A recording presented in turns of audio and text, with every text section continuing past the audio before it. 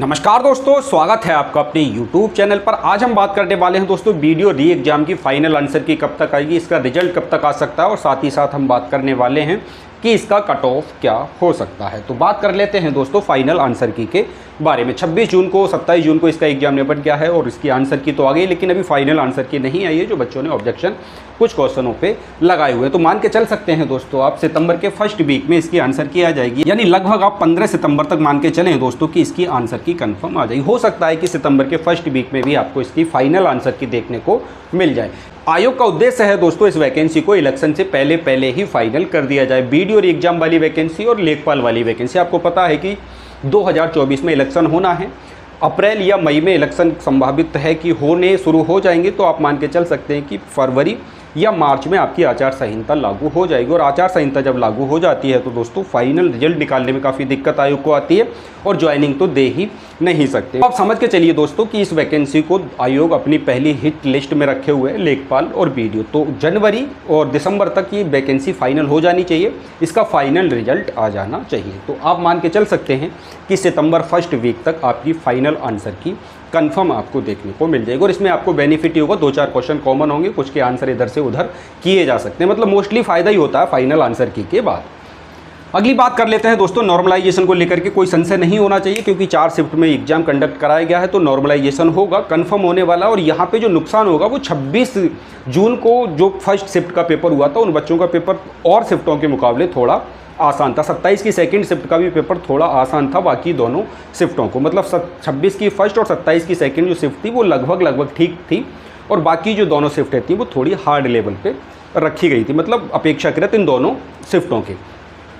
हम बात कर लेते हैं दोस्तों रिजल्ट के ऊपर। तो रिजल्ट आपको बिल्कुल कंफर्म है कि दिसंबर जनवरी तक फाइनल रिजल्ट इसका देखने को मिल सकता है, क्योंकि मुख्यमंत्री जी इलेक्शन के टाइम पे ये दावा करेंगे कि देखो हमने बीडीओ के लिए, सचिव के लिए कितनी पद निकाले थे, उनकी ज्वाइनिंग देंगे स्टेज पे, है ना।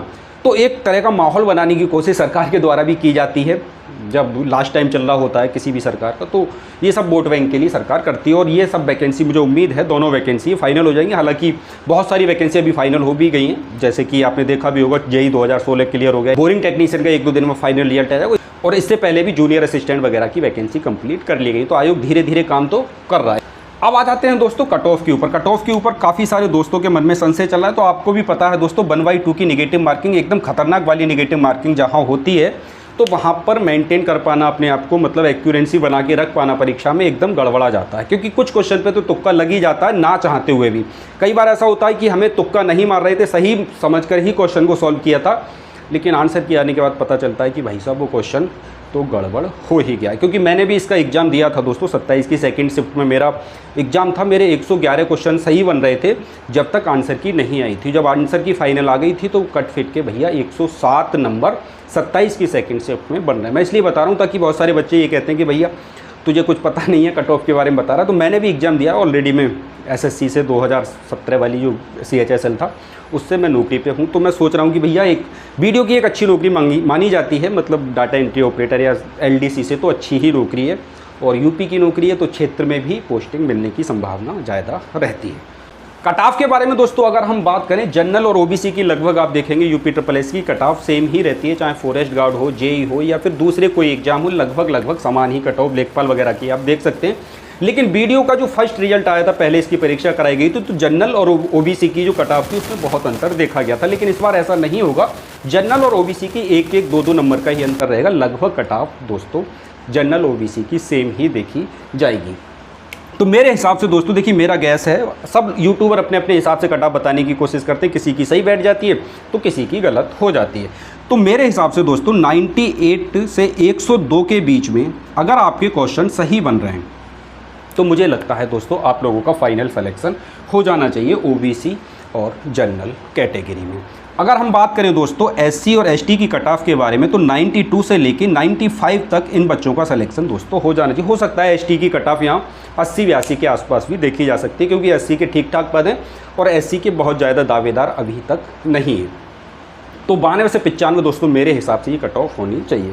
इसके अलावा जो फीमेल की कट ऑफ है दोस्तों, वो जनरल और ओबीसी के लगभग समांतर रहती है, बिल्कुल आपने देखा भी होगा, तो ज़्यादा अंतर नहीं होगा। लगभग 98 से 100 के बीच में अगर महिलाएं हैं तो दोस्तों यहाँ पर इनको सेफ समझा जा सकता है मेरे हिसाब से दोस्तों, ये कट ऑफ होगा। इसके अलावा क्षैतिज आरक्षण जिसमें एक्स सर्विसमैन आते हैं, पीएच आ जाते हैं, फ्रीडम फाइटर आ जाते हैं, तो उनकी कट ऑफ और भी ज़्यादा कम देखने को आपको यहाँ पर मिलेगी। अगर दोस्तों आपने इतने नंबर बनाए हैं और फाइनल आंसर की में आपके 2-4 नंबर बढ़ेंगे ही, कम नहीं होंगे, क्योंकि 2-4 क्वेश्चन जरूर हर शिफ्ट में कॉमन किए जाएंगे। तो इतना स्कोर दोस्तों अगर आपका बन रहा है तो फाइनल सिलेक्शन होने के प्रबल चांस आप लोगों के बन सकते हैं। तो मुझे आशा है दोस्तों आप लोगों को सारी चीज़ें बहुत अच्छे से समझ में आ गई होंगी। लगभग सितंबर फर्स्ट वीक तक आप अपनी फाइनल आंसर की चेक कर सकते हैं। दिसंबर में आपका रिजल्ट लगभग संभावित है कि आ जाए।